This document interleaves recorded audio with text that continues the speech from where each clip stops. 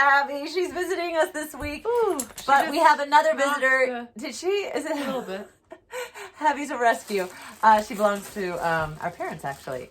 They're taking Teddy Bear for a little spa week. He gets a little time with Grandma and Grandpa. And what? Mom and Dad would be his Grandma and Grandpa. Not if he's a dog. Sure, he's a fur baby. Just keep Should going. we cut this, or? No, I mean, the longer you sit with it, the more embarrassing. Guys, we have an excellent guest today. We had such a beautiful conversation. You're going to enjoy every minute of it. Light a couple candles, put on some beautiful spa music, because this is going to be mentally healing, or at least we found it to be. Yes. Really. Briana Price from Christmas Tree Lane. Merry Christmas. Merry Christmas. Are you excited about tonight? I am. I'm super excited. I just can't wait to see how it turned out. And yeah. Will this be your first time getting to see it? Yeah, I haven't seen it yet. So how exciting. Watching it along with everybody else. Oh. Well, how is I introduce, just because we're twins, we forget sometimes that I'm Cinnamon. I'm Allison. Hi. I have the boring name. No, she's got the sentimental name. She has a sentimental name. And we're with Briana Price. Briana, hello. Hi.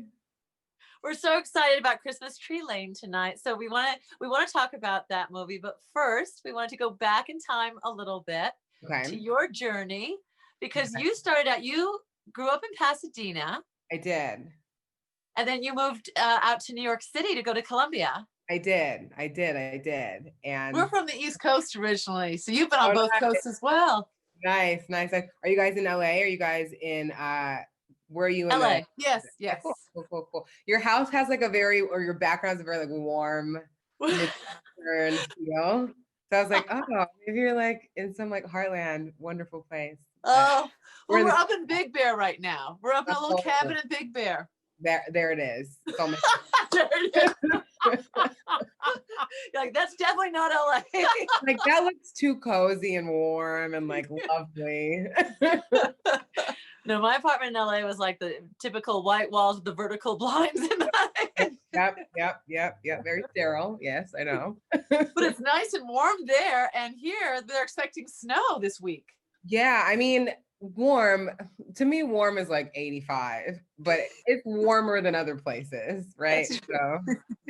That's true. Back in the day when we were living there, we shared a place there, and any time that it would like dip below 70, we would get out we would like crank the heat up. Here, we wake up, it's 30 degrees in the morning. We don't turn the heat on yet.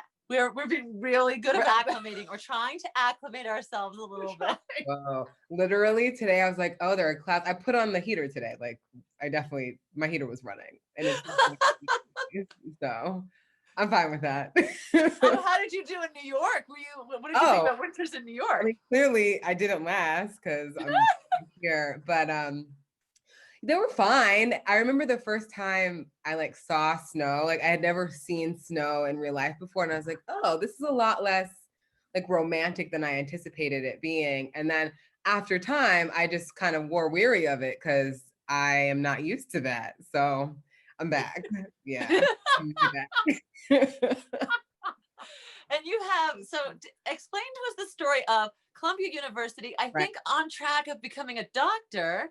Yes. And then touring with Nicki Minaj, and now on Hallmark. Like, tell us your journey. Yeah, I'm like, I contain multitudes. So I went to school, obviously, in New York. I just didn't know what I wanted to do. So I was always really good at science in like elementary and high school. So I'm like, I guess people are doctors. Like, this is a thing that people do. So like, I guess I should do this, right? Simultaneously, like when I was growing up, I did a lot of dancing. So simultaneously, when I was in New York, I also got back into dancing. And just for fun, I was in a group at school. I was in the city dancing, made a bunch of friends doing that. And then one very specific summer, I was doing like a medical school program at Cornell University in the city. And I was super over it. Like, I was not into it.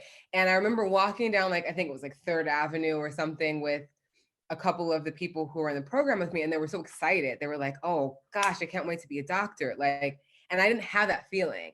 And I remember being in like the lab or being in like the hospital, and all I wanted to do was go to a dance studio. So I'm like, maybe I should listen to this like before I invest a lot of money and time. And then when I'm 40, realize I hate my job, right? So like, thankfully I had that wherewithal, because I know a lot of people who do switch careers later. But yeah, so I made the switch. My parents were thrilled, as I'm sure you can imagine. And even so, sometimes they're like, you could still go to med school. I'm like, guys, that dream, like, let it go. Yeah, that boat has sailed. Yeah, like it's gone. So yeah, so from there I was like, okay, I'm gonna try to dance. And I remember I booked my first dance job, and I didn't realize, because I grew up, my parents are both academics, PhDs, blah, blah, blah, like, very academic. So art was never proposed as like a career. It was just like, this is something you do to get into college, right? Like you do ballet to get into college, you play piano to get into college, you sing in the choir. So that for like a purpose of going to a Columbia, right? And so I just never thought it was like a viable choice in terms of career.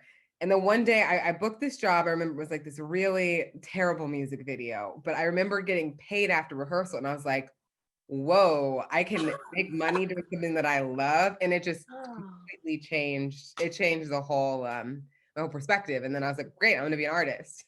So That's awesome. That's I think you definitely chose the right. I've seen little clips of interviews you've done elsewhere, and we immediately said, like, literally at the same time, we were like, oh, she's Brianna's gonna be be a star. big. Yeah, we're like, you oh, have thank you. The way you carry yourself, you your could aura, you have that the charisma. yeah, you have the You it have that factor. charisma. We're like, Thank oh, she's going big places. Very Yeah. excited. From your mouth to God's ears. Thank you.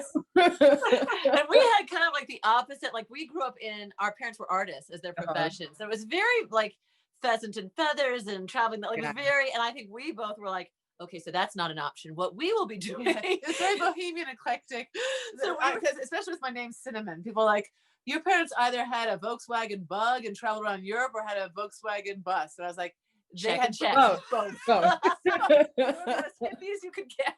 So we were like, we went off and so we entered academia, and like we're like, okay. And then about 15 years into it, we were the late in the game. We were a little later than you, and we were like, oh, I see why people do the arts. Like it does feed the soul in a different way. At least for us. I don't know if it would for everyone, but I think you can relate to how it really.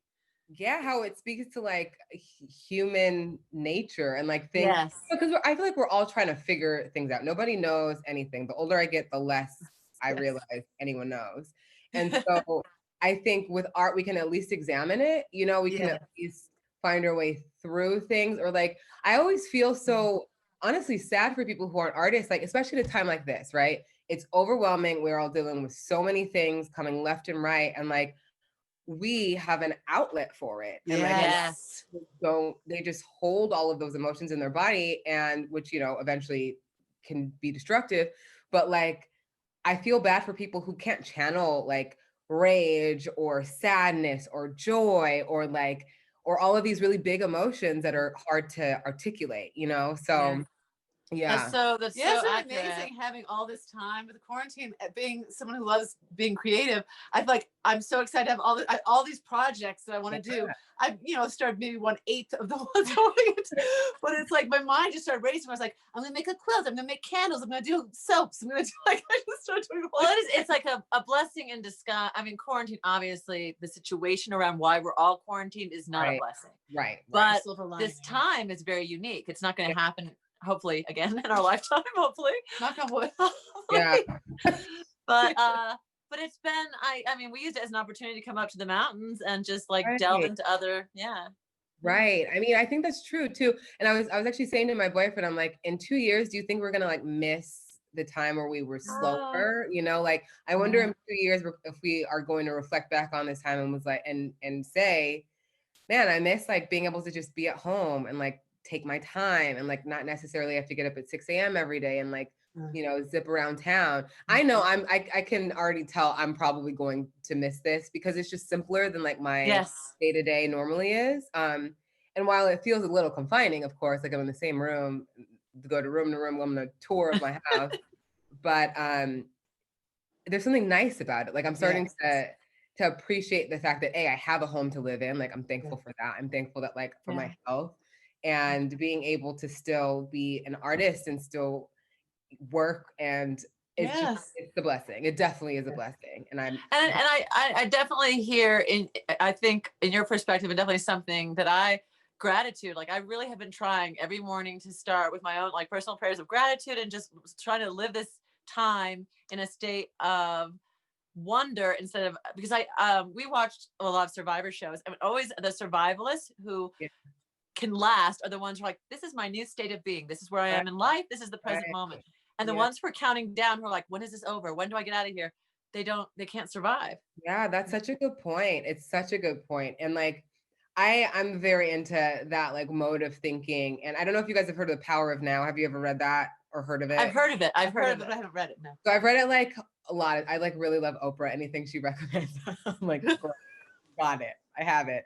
Anyway, I remember I listened to like Super Soul Sunday and Eckhart Tolle, who's the author, was talking about it. So I read it, and there's a sentence in there that like really stuck with me. And he says, like approach every moment as if you've chosen it, right? So instead of like coming into it with resistance, because in a way we do. Like I think that's a little bit broad and a little bit bypassy, but in certain aspects, like we do kind of choose our life experience one way or the other, That's right? true.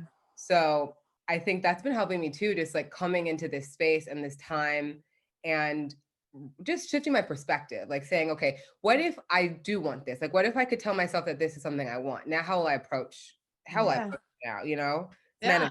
yeah. That's so true. How many times have we said, "Oh, if I only could press pause on life and have like 2 months or 3 months to just work on all my projects." And Right, that's basically what's happened. Like the world has pressed right, pause. And right.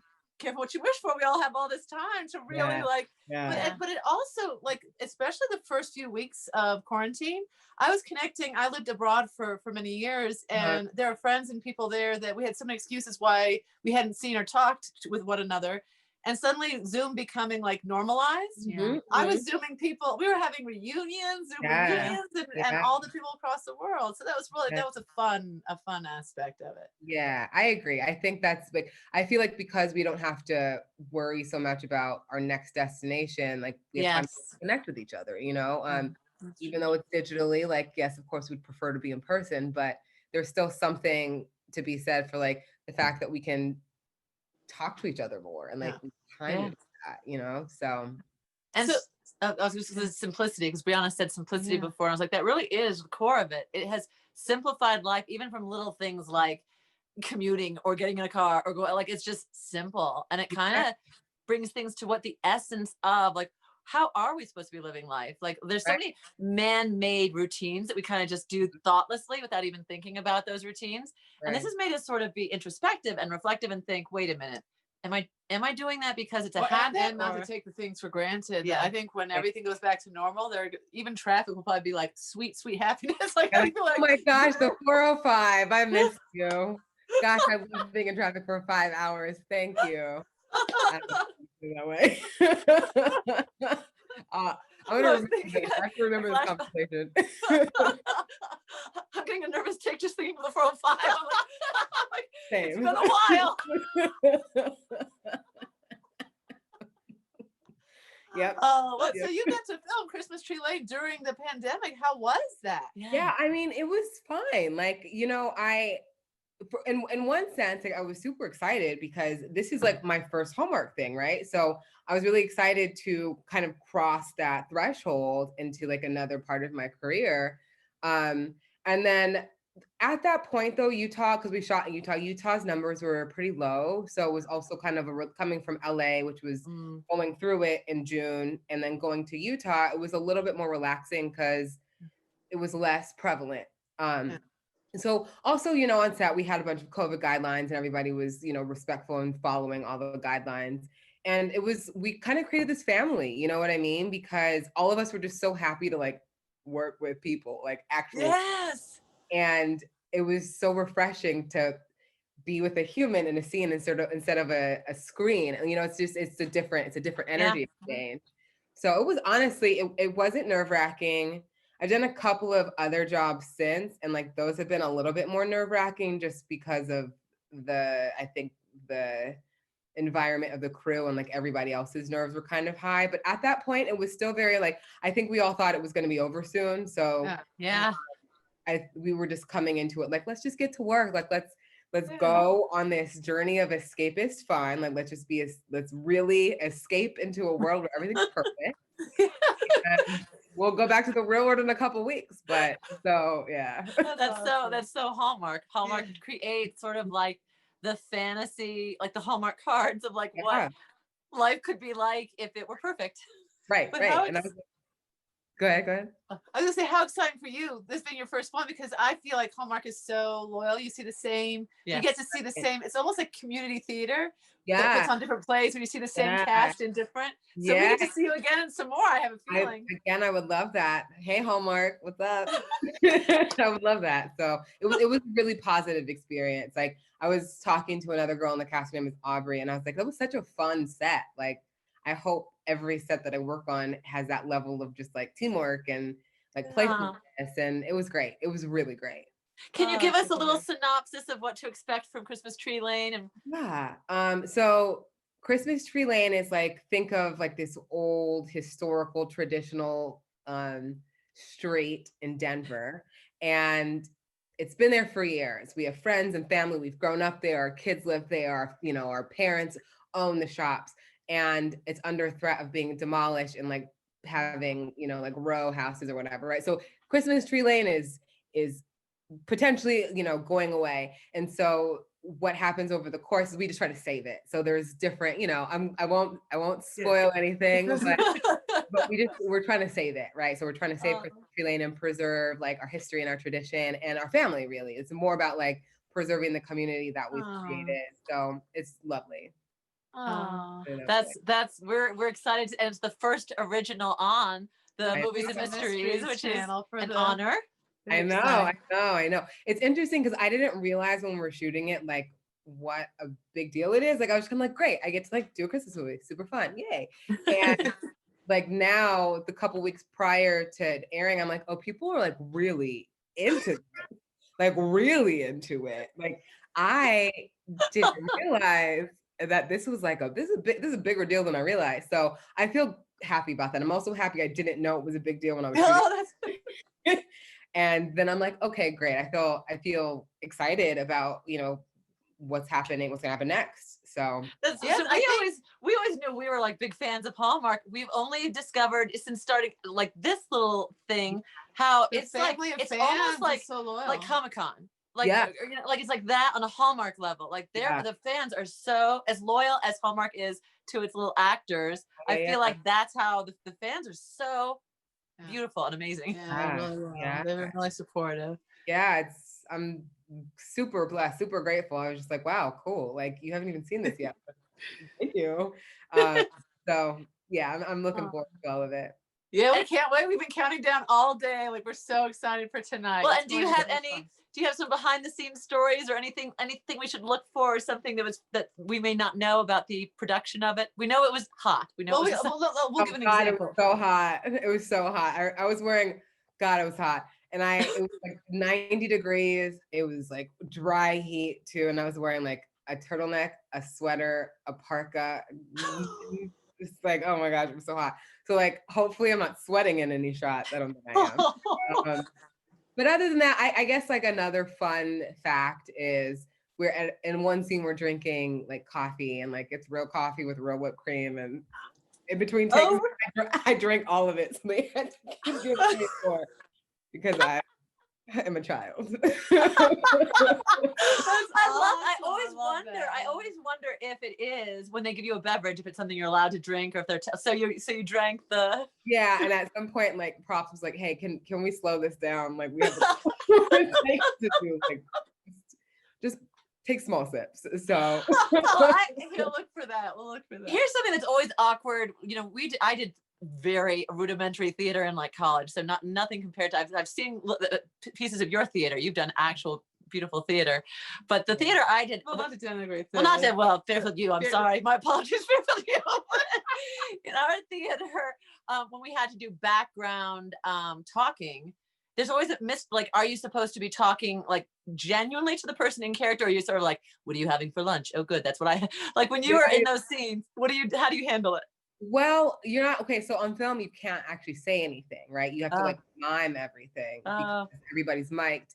So I I don't know.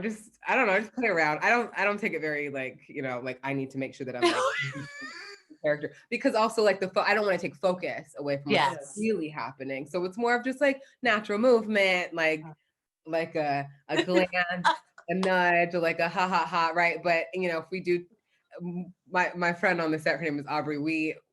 By the time we got to the place of like us all being in like the background scenes, we'd known each other so well that we could mime things and it would be genuine because we had spent so much time together at that point. So yeah, I love that. yeah, That must have been, and that's such a unique experience you'll get to carry with you always from the pandemic quarantine time, is this production, because it must really have been like an island of people. I used to teach a school that was up in the Alps in Switzerland that was very like cut off. Like it didn't even have like a very strong Wi-Fi signal. Like so by circumstance, everyone on the mountain got really close. We were all like in it together. Even during our dark times, we were all like, this is us. We have to stay together. So I would imagine, since you guys were all quarantined and couldn't see anyone else but the people you were working with, it must have been a very I mean, that's exactly what it was. It was isolated and like insulated, and like it was family. Like I truly feel if I see any of the cast anywhere, I'll just be like picking back up where we left off, and I just feel like I just built like in 3-4 weeks really strong relationships that I'm probably going to carry with me throughout my life. So everybody was just so wonderful. Like I feel, and I know that's not always the case on the set, so I feel so lucky that like everyone was wonderful. Everybody. So I'm feeling. That's lovely. I love that. Well, you're obviously have so much talent, and with acting and dance, and you've done theater, and you did Groundlings, and you've done improv, and you've done. So where is your core passion? Where do you really find your heart? Well, I love acting. Like I also love dance too, right? So I think in the perfect world, this is what I would want for myself. I would want to be on like a TV show 9 months of the year and then go to New York and do theater or a musical for a couple of months. So like that's the perfect blend of all of the things that I love, because I love acting and I love dance, and they do different things. Like, and I have only recently, honestly, in quarantine, realized like the difference in how it makes me feel, how I can express. Like sometimes it's easier without words, sometimes it's easier being still and like, emoting. So I think if I can marry all of it, and like honestly, if I could do a movie or a TV show that I could dance in, then that would be even better, then I could marry all of those things. I always kind of joke that I'm taking the J-Lo trajectory. There we go. Yeah. But like if there's a world in which I could do everything, because I love all of it, and it feeds me. And I think it's now, especially in quarantine, I think that it's been abundantly clear how important like entertainment is. Like exactly. Yes. So important. Yes. And that's all everybody was doing, is watching TV and movies for comfort, So I kind of have a different understanding of like what I'm doing and why I think it's important. Even though like when I started, I'm like, oh, I just love doing this. It feels good. It makes me happy. Like that's really where it came from. And now I have a different perspective. Like, yes, it makes me happy. I enjoy it. It's fun. But on the other side, it allows people to like feel okay, and they can empathize with the characters and the things they're going through. They can see reflected back at them and feel less alone. So like it's gotten more like, it's, I guess, given more gravity to the importance of what it is that I love, so I think it's so true. And I agree with that so much. I think it's so like when I was first following, I had done a different career for 15 years, and it felt so selfish to start pursuing something that I loved so much, writing and performing. And I thought, this feels so selfish. But I think that during this time, you see how there's a service to it. Like we were talking to someone who's in the industry, and they were telling us that the buzzword that everyone is saying, the content everyone wants and that everyone's producing is inspirational. Yeah. Because it's filling a need right now. There is a need for inspirational content, feel good content. And so then you can see your role is to help people feel good and to smile again, and not to feel lonely or alone or panicked. Yeah, absolutely. All I've been watching during quarantine, in the beginning, I was watching some heavier stuff, but now all I'm watching is comedy. And like, it's just something I look forward to every day. Like after I'm done with my day, I sit down, I watch like an old sitcom, and it's lovely. Like I Yes. love it, you know. Do you have any recommendations for us? Is there anything you're watching that you love? Oh man, how much time do you have? What I'm currently watching is Girlfriends on Netflix. That was a show that when I was younger I wasn't allowed to watch, so I feel like, oh yes, I can finally watch this. I watched Girlfriends. I watched Episodes. Have you guys seen that on Netflix with Joey from I did. That was Yes. fun. Can I just say that the first season, So I was like, good. it was so good. It was so good. I was like, I had no expectations. I was just like, okay, here, this is a thing that's on. Great. And I was dying of laughter the first episode. I'm like, I'm so happy I found this gem. It's perfect. It's very like industry. So like if you're not in the industry, it's probably not as funny, but oh man, I love that one. So I recommend that. yes, I love that. Yeah. I loved I remember spoiler alert, plug your ears for those out there who haven't seen this yet. Have you watched the first season fully yet? Yeah, I watched the whole thing. Did you? Okay, when Joey and I forgot the name of the female lead, like there seemed to be like a romantic thing that they were going to maybe pursue, and I loved that because I felt like I sensed pieces of that, and I was like, oh wow, I wasn't just imagining that, and then I was so disappointed with the trajectory in the later season, the later. Yeah, I mean, like, yeah, yes. I had thoughts. I agree with you on that too. I feel like the first and the second season were pretty strong, and then you know, it took a different direction. It went a different direction. But yeah, no, I love the female lead. I loved just the actors were so good. Like the British actors in comparison to the American actors, and like it was just the perfect mix. It was so funny. It was. I would 100% agree. And you produced and created and wrote Sunday, right? That was yeah. It's funny because like when I made the decision to kind of switch gears from dance to acting, that was a time where like web series were a huge thing, and they're still a thing, but like a couple years ago they were much more booming. And so just a friend and I, like up to that point, we had created a couple of like concept videos and just honestly just playing around. We weren't trying to do anything. And then one day I was like, why don't we just try to make something scripted? And he's like, sure, let's do it. So we did, and it was a learning experience. I've learned a ton. I learned that like I need a lot more experience producing before I call myself a producer, mostly. But yeah, it honestly was an experiment. It was like, we were just like young kids trying to figure stuff out, and it seemed like a fun thing to do, and it was fun. And then we stopped doing it because it stopped being fun. It's like a renaissance time with sort of all the different platforms and areas that are still being sort of explored. So. I think experimentation with different, like just trying that out. When I was in Groundlings, like everyone was just trying to create their content, figure out what they like, and I think being on producing your own content, producing something scripted, producing gives you a different perspective. So when you are on set in a different role, you're like, I know what it's like to be on the other end. Right, exactly. And then you understand like decisions. So for me, what helped is I took things a lot less personally. Like if I didn't book a role, I can understand probably like why that would go to somebody else, or like everything just became a lot less personal because now I understand the bigger picture. It's not like, oh no, like my talent. It's more of like, okay, do I fit into the puzzle piece of like this piece? Like, and if I don't, then okay, you know, that's fine. Next thing, moving on. So it was fun. It was definitely fun. That's such a healthy attitude. Such a healthy attitude to have. So what are your Christmas traditions, Briana? How do you celebrate Christmas or the holidays, if you celebrate a different holiday or however you celebrate now? Well, you know, it's funny. Like my mom always gets on me because I'm like one of the least festive people ever. So. Like I've lived in the place that I lived for 8 years. I've decorated never. So my Christmas traditions, my family lives here. So I basically, I'm like, hey mom, like, can I have some cake?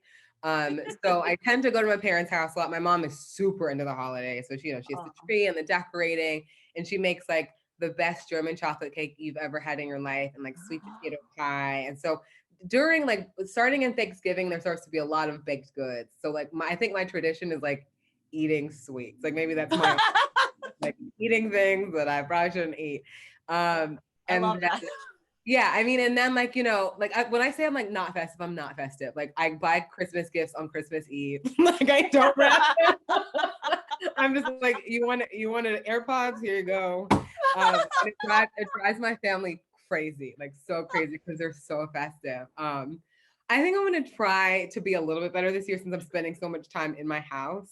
Maybe I'll get like a cute tree. There's a really cute tree in the movie, by the way. I don't want to put it, but it's like so cool. It's so cool. It would Did being inspire on me. being in a Christmas movie, did that inspire you to like, were you like looking at it like, I could do that. Maybe I could do that.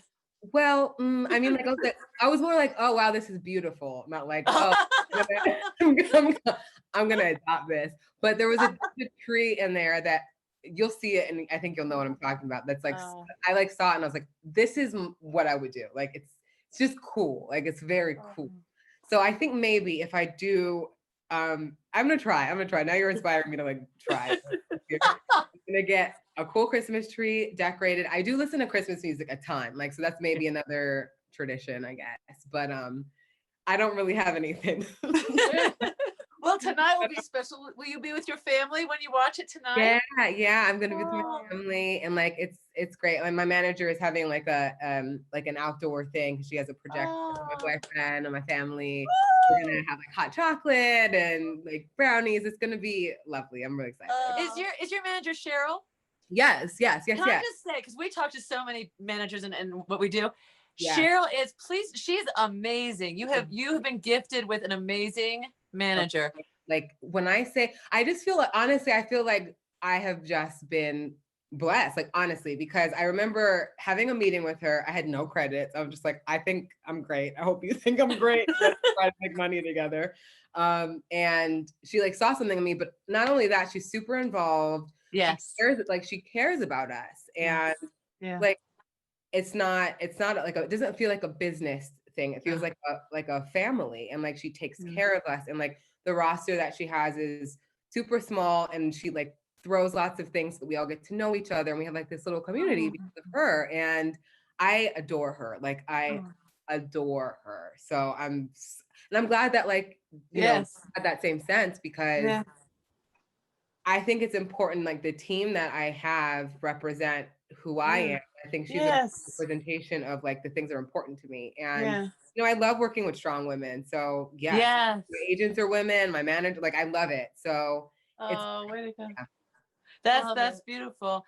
We could tell right away with our communication and everything and you know, we were like, Cheryl, she's amazing, just her communication style, her care. She was so the question she was asking, she was just very we were like, wow, we were very impressed.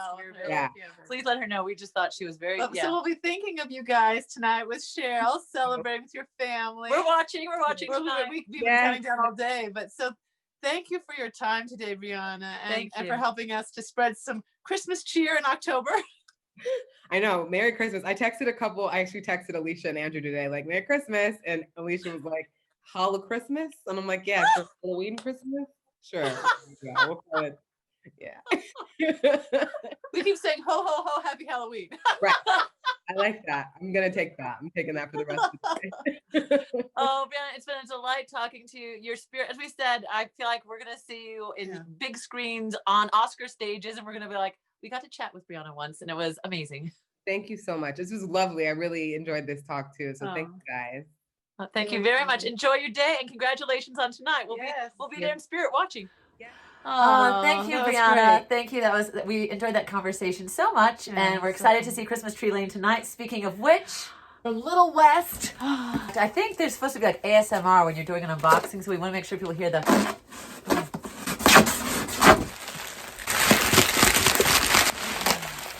Oh, orange. Ginger snap. Golden greens.